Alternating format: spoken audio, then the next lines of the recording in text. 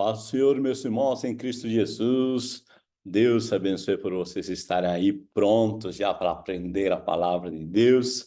E hoje é a lição número 9, ordenança para uma vida de santificação. Meus queridos irmãos, eu desejo que vocês façam bom uso desses slides. Quem já me segue sabe que eu compartilho esses slides para as pessoas, para que a escola bíblica seja algo de excelência. Então, parabéns a você que já está participando. Se você ainda não se inscreveu no nosso canal, é só se inscrever no nosso canal, dá seu like, compartilha com mais pessoas e tem um sininho na parte superior à direita. Você clica nele para receber as notificações todas as vezes que for lançado as novas lições. Amém? Bom, meu nome é Ronald, estou aqui para servir os amados, sou professor e fundador do Instituto Teológico Metanoem. Vamos aqui, lição 9. Ordenança para uma vida de santificação. Bom, vamos pensar aqui, né, nesse ponto, e nosso textuário diz, porque esta é a vontade de Deus, a vossa santificação, que vos abstenhais da prostituição. 1 Tessalonicenses 4, versículo 3. Nossa verdade aplicada, disse, a santificação é um dos aspectos da salvação que envolve a separação do pecado e dedicação a Deus. 3 objetivos: mostrar que sem santificação ninguém verá o Senhor, mostrar que devemos ser santos, porque Deus é santo, e ressaltar a importância de buscar a santificação. 3 referências: 2 Coríntios, capítulo 7, versículo 1, e 1 Tessalonicenses 4, versículo 7, capítulo 5 e o versículo 23. Por favor, leia aí, eu já vou para a nossa introdução. Buscar a santificação é dever e necessidade de todos os cristãos, pois sem a santificação não se pode ver a Deus, porque Deus é santo e não convive com a impureza. Então, quem, né, tem um compromisso, quem faz o compromisso de aceitar Jesus, se tornar um filho de Deus, ele está assumindo o compromisso de imitar o Pai, de ser como o Pai, vivenciar a natureza do Pai, aqui a natureza santa, ok? Sem santificação ninguém verá o Senhor. 3 subpontos. Primeiro, santificação é essencial para ter comunhão com Deus. Segundo, elementos e meios para a santificação. Terceiro, aperfeiçoando a nossa santificação no Senhor. Bom, o substantivo grego hagiasmos, tá? Hagiasmos é consagração, purificação, santificação, do verbo hagiazo, que é santificar, separar das coisas profanas ou consagrar, purificar ou santificar, tornar limpo. O seu conceito de santificação é separação, tá? Olha, separação do pecado, estar sem mistura, sem contaminação, para uso particular e exclusivo do Senhor, em constante atividade e obediência à palavra de Deus. Veja, meus irmãos, bem, eu deixei sublinhado para vocês prestar atenção nesse ponto. Nós somos separados para uso do Senhor. A santificação, então, tem esses dois lados. Nos separamos do mundo para viver para Deus. Nos separamos do pecado para sermos consagrados a Deus. Essa é a definição, tá, da santificação. Olha, e deixa eu esclarecer, quem fica só numa parte não se beneficia do tudo. Jesus disse assim, se alguém aceita Jesus, se separa do pecado, mas não se consagra a Deus, permanece aqui, o que acontece? Satanás, os demônios, vêm, observam que essa casa está limpa, adornada, chama mais 7 demônios e o seu estado fica pior. Tá? Então, o processo é eu me separar do mundo e me consagrar a Deus. Bom, santificação é essencial para ter comunhão com Deus. Santidade é o padrão de pureza ética e moral do crente em Jesus Cristo.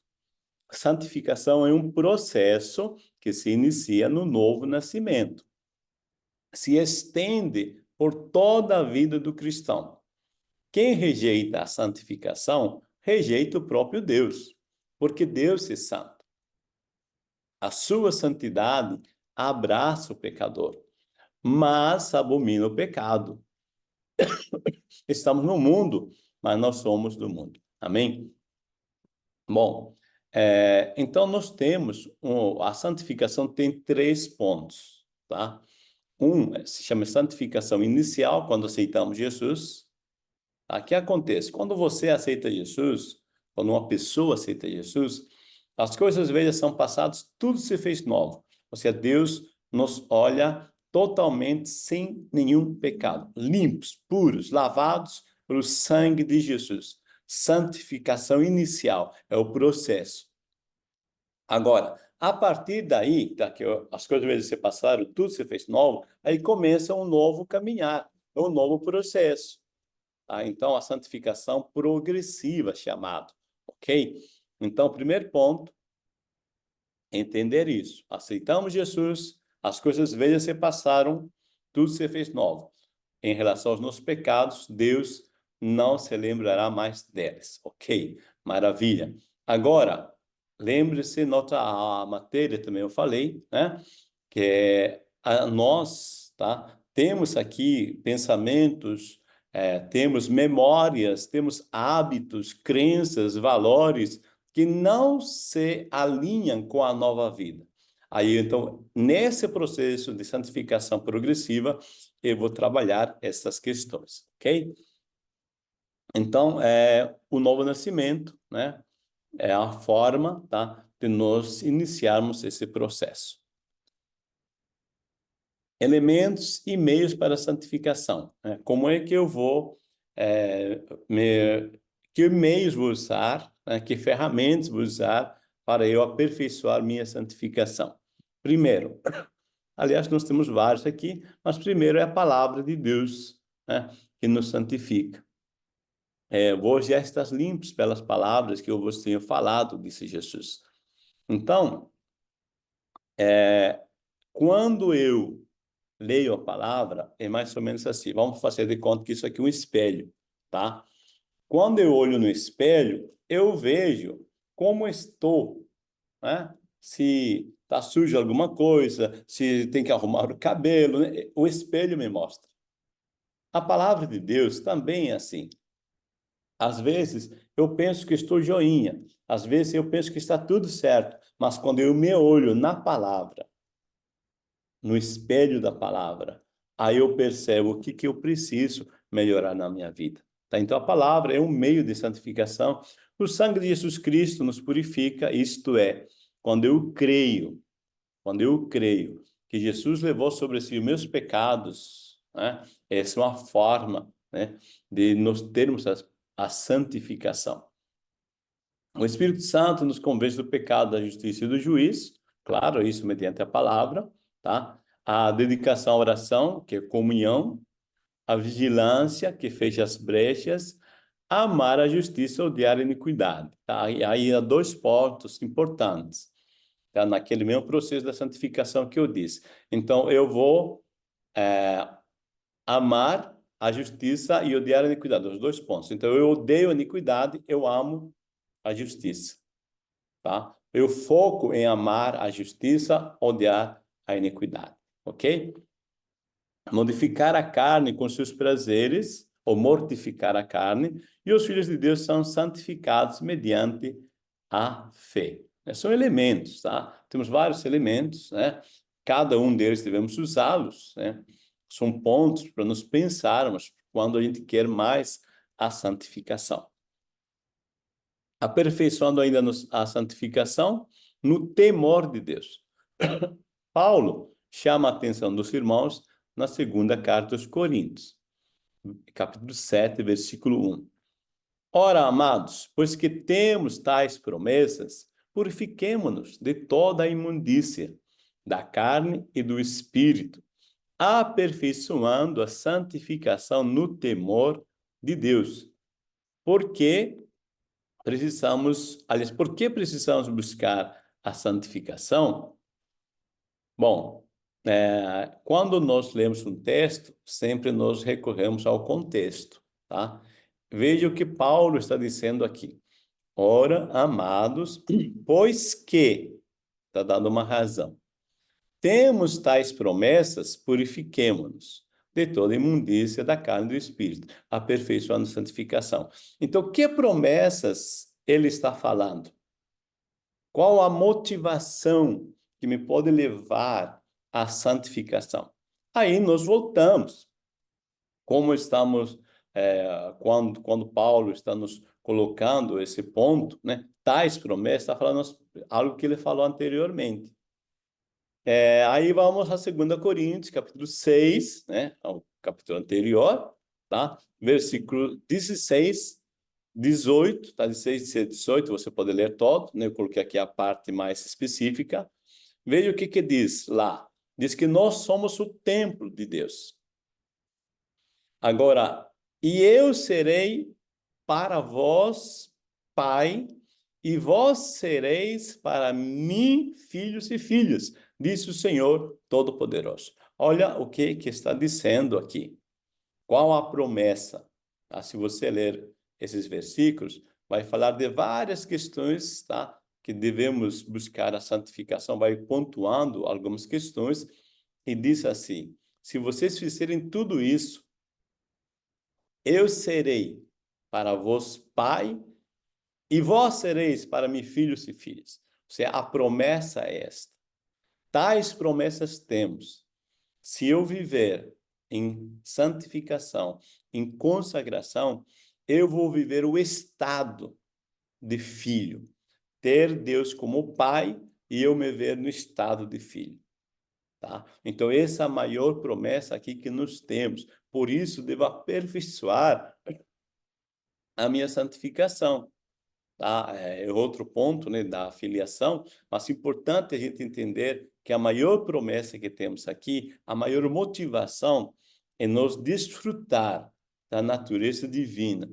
Viver o estado de filhos é a nossa motivação. Aí nós temos também várias outras motivações, tá? Eu vou deixar aqui na tela, né, a lista dos porquês também, tá? São várias questões que você, se quiser, também pode usar na EBD, né? Se quiser ler, também pode parar o slide e ler, tá? Eu não vou ler, só a maior motivação é desfrutar o estado de filho, ok? Bom, sede santos porque eu sou santo. Deus quer um povo santo, a santificação do espírito, alma e corpo. Jesus quer uma igreja santa, é irrepreensível. As qualidades de Deus devem ser as qualidades do seu povo. Não é? A compreensão aqui é a separação dos modos simples do mundo, não coaduma com a sua acidez e se dedica a Deus, por amor àquele que nos chamou das trevas para a sua maravilhosa luz. Então vamos entender, tá, que Paulo questiona, né, que comunhão tem a luz com as trevas? Ou seja, aqui está a luz. Se eu desligo a luz, as trevas vêm. Quando na ausência da luz, as trevas vêm. Acendo a luz, as trevas vão embora. Então não há comunhão entre as trevas e a luz. Vamos entender aqui. Mesmo nós sabendo que não a teremos por completo, a santidade, tá? Enquanto vivemos aqui nessa terra, mas Deus conhece a intenção do nosso coração e sabe quando nos esforçamos para conseguir nos afastar das impurezas e imperfeições. Cristo se entregou pela igreja, que somos nós, para santificar, porque ele quer uma igreja gloriosa. Ou seja, nos quer como igreja gloriosa, sem mácula, nem ruga, nem coisa semelhante, mas santa e irrepreensível. Esse é o desejo de Deus, tá? Que nós sejamos essas pessoas irrepreensíveis. Agora, nós estamos na natureza ainda com a natureza adâmica. Mas aqui um ponto é que Deus sabe o quanto eu desejo, o quanto você deseja essa santificação, a intenção do coração. Nós temos um padrão. Sede santos como eu sou santo, disse o Senhor. Ele é o nosso modelo. Então, nós vamos fazendo o melhor possível, tá? Para alcançar esse ponto. Se eu não me esforço o melhor possível, eu estou devendo, tá? O quanto eu posso me esforçar, o meu melhor vou dar para me santificar, me aproximar daquele padrão que Deus quer. Ser santo igual ele é. É impossível? Naturalmente, sim. Nós vamos ser plenamente santos quando Jesus voltar e tivermos esse corpo transformado, tá? Mas, enquanto isso, nós vamos se esforçando. A santificação do espírito, alma e corpo. O processo de santificação atinge o homem na sua totalidade. A santificação deve ser completa. Alguns tentam passar uma santidade só do corpo, que fica aparente no exterior. Ou seja, eu vou ser crente, mas muda externamente só. Isso que está dizendo, né? Só cuida da parte física, do visível, tá? Corpo, tanto se corpo, visível, né? Cuida do corpo, mas temos também a alma, né? A residência da alma, que é o corpo, né? A morada do espírito. Quando seguimos os passos da santificação, tá? O mesmo Espírito testifica que nós, com o nosso espírito, que somos filhos de Deus. Então, Deus quer que nós sejamos santos, espírito, alma e corpo. Esse é o ponto, tá? Todo o meu ser devo consagrar a Deus, espírito, alma e corpo. Porque quando pecamos, os três pecam, tá? Não é só essa carne que peca, tá? Não é o ponto aqui de eu aprofundar muito, né? Que o curso de bacharel em teologia, médio em teologia nos ministramos, mas aqui deixando claro, tá? Que não é só a carne que peca, tá? Também a alma e espírito se envolve porque um só sistema. Lembre-se que Satanás não tinha corpo, mas ele pecou. Ele era espírito, pecou, tá? Então, cuidado com o pensamento de que a nossa carne, matéria, nos faz pecar. Jesus quer uma igreja santa e irrepreensível, sem defeito, sem mancha, sem mácula, mais gloriosa. Honrada, magnífica, com beleza espiritual, santa e irrepreensível. Fomos chamados para ser sal da terra e luz do mundo, ser diferente, ser exemplo. A igreja do Senhor Jesus precisa ser respeitada porque ele próprio a criou. É o seu corpo. Ele é o que a defende. Ele disse que as portas do inferno não prevalecerão contra ela. Então, nós somos, tá? Nós fomos chamados para ser sal, seu diferencial, ser luz, como eu disse anteriormente. Onde está a luz, as trevas vão embora. Lembre-se que trevas nada mais é ausência de luz. Acendeu a luz, as trevas, tchau, tá? Então, o nosso papel, né, como cristãos, nosso compromisso é fazer que a luz de Cristo, a luz de Deus se manifeste através de nós. Participação do discípulo de Cristo, despojai-se e revistais, separação dos padrões do mundo, abster-se dos prazeres carnais e de toda espécie do mal. Fomos chamados para lavar as nossas vestes e branqueá-las em Jesus. A nossa vida precisa estar limpa de todas as mazelas e contaminações deste mundo. Precisamos nos portar decentemente perante uma sociedade corrupta e depravada. De vez em quando, eu coloco uma correção, né? Agora só vou falar, né? Sempre que colocamos precisamos, tá? Você pode colocar escolhemos. Eu escolho me portar decentemente, tá? A escolha sempre mais leve que a pressão, ok? Bom, despojeis e revistais. Nas cartas de Paulo aos Efésios e Colossenses, tem esses dois termos, né? Despojar e revistais, tá? São expressões que apontam para uma mudança radical na vida. Notemos que em Efésios, entre despojar e se revestir, tá? Está o versículo 23. Se você começa o 22 ao 32, está o versículo 23, quando diz renovação da mente. John Stott, no seu livro A Mensagem de Efésios, ele comenta sobre esse versículo, renoveis, esse termo, né? O que significa? Implica uma renovação interior diária e até mesmo contínua do nosso ponto de vista, tá? Que está envolvido em ser um cristão, tá? E até mesmo contínua do nosso ponto de vista que está envolvida em ser um cristão. Veja, como eu enxergo a vida cristã, o que eu penso, o que eu acredito que é ser um cristão. Então, John Stott, ele está dizendo, vamos pensar, esse é meu ponto de vista, ele está certo? Eu penso que ser cristão é só ir à igreja de vez em quando? Ser cristão é ler a Bíblia quando me dá vontade somente, né? Ser cristão, o que é ser cristão? Tá? Então, a renovação do entendimento, tá, interessa muito, porque o que eu valorizo, isso eu busco. Tá? Onde está o foco da minha mente, meus objetivos, isso, aí eu vou atrás disso. Tá? Então, é importante a gente perceber, tá, essa questão, despojar e revestir. Despojar é retirar, né? Eu estava com a blusa de frio, né? Eu tirei a blusa de frio. Tá? Então, despojei. Revestir é quando eu sair daqui, da minha sala, eu vou colocar de novo a blusa de frio, né? Então, eu vou revestir. Já estou vestido aqui, tá? Mas, por causa do frio, eu vou revestir, tá? Então, é como se uma pessoa, né, fazendo uma metáfora, tá?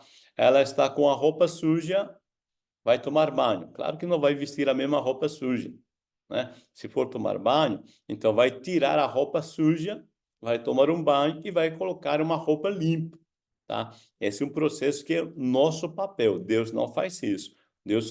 Nós fazemos isso ao renovar a nossa mente.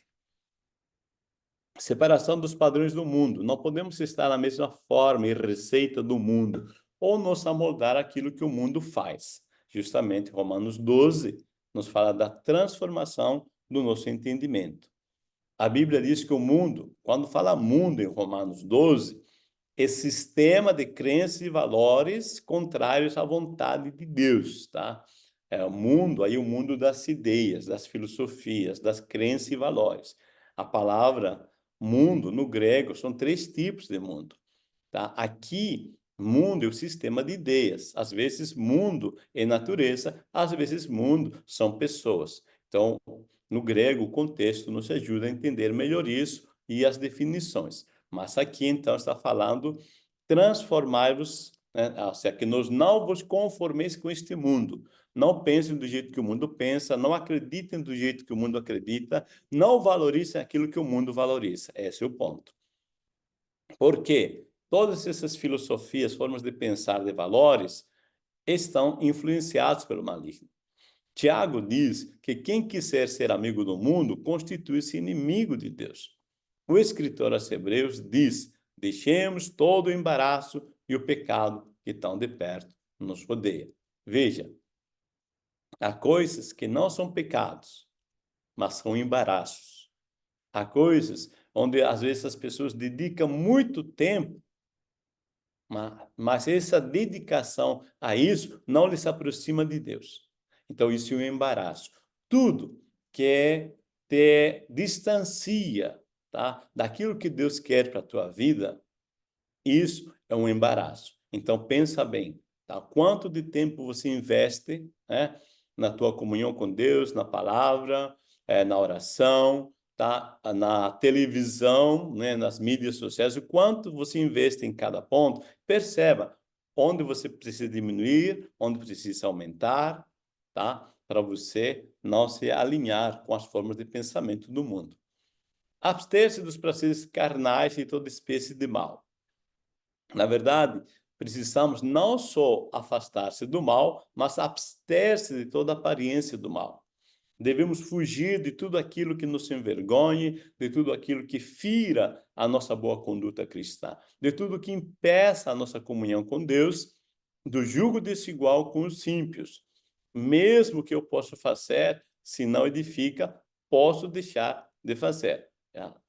Tudo me é lícito, mas nem tudo me convém, né?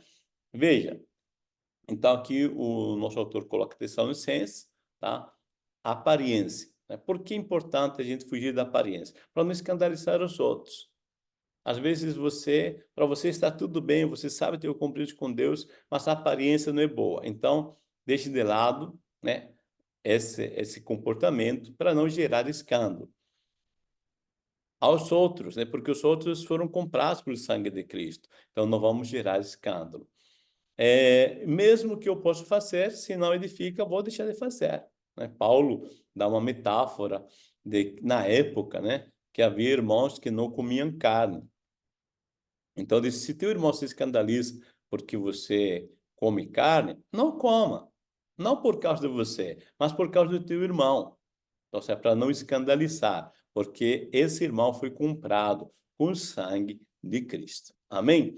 Meus amados irmãos, nós falamos que sem a santificação ninguém verá o Senhor, mostramos que devemos ser santos, porque Deus é santo, e ressaltamos a importância de buscar a santificação. Deus vos abençoe, tenham uma excelente BD. Abraço para todos os amados irmãos.